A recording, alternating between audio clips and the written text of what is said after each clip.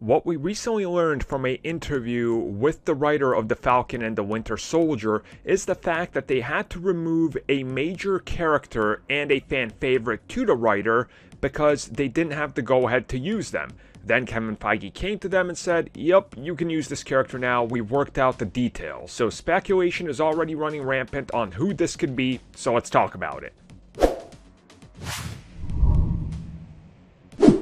So before we get into this, here is the exact quote that the writer of The Falcon and the Winter Soldier had, and I quote, "My favorite character in the series, we almost lost, and we did lose them for a little while. That I don't know what, Kevin, Nate, and Zoe worked out in the background, but the character came back." End quote. And as one would suspect, there's been a lot of speculation, debates online, and people are trying to match up previous leaks from years gone past to certain scoopers dropping hints to various other things. I mean, we saw this with WandaVision. We're seeing this with the Falcon and the Winter Soldier. It's only natural that this is the MCU, and every project we're hearing tons of rumors, speculation, and that's, a lot of the hype because people want to speculate and try to figure out what could be next and what's happening. Now, as we've seen with WandaVision and pretty much everything else, going forward, everybody wants Fantastic Four members or X-Men to appear somewhere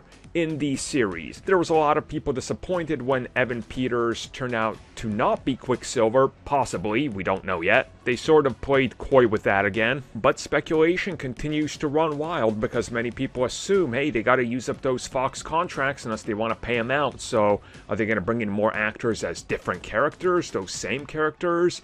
Does the multiverse affect this show and we just don't know? Again, there's so many questions, so much speculation, and I've seen quite a few characters get tossed out there, being more, grounded characters, if you will. I've seen some speculate possibly a Gambit cameo, because if they go down south, they could run into Gambit, and he's doing a sort of underground club thing. I mean, why not?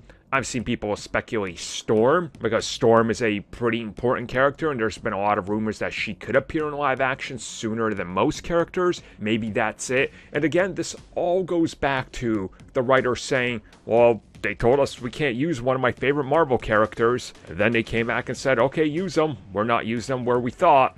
I mean, what else could it be, right? Is it somebody more minor? It could be. I mean, there's always that weird, hey, this is somebody's favorite character. Like, remember when James Gunn said, one of my favorite characters is going to be in Guardians of the Galaxy 2. Everybody speculated, oh, it's got to be this character, it's got to be that character, it's got to be Nova, it's got to be Adam Warlock. It's Mantis. Mantis, everybody. I think only a matter of time till we find out, right?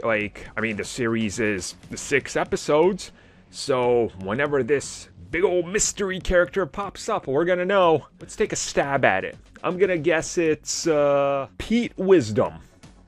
Pete Wisdom's gonna show up, gonna shoot some nails. It's gonna be great.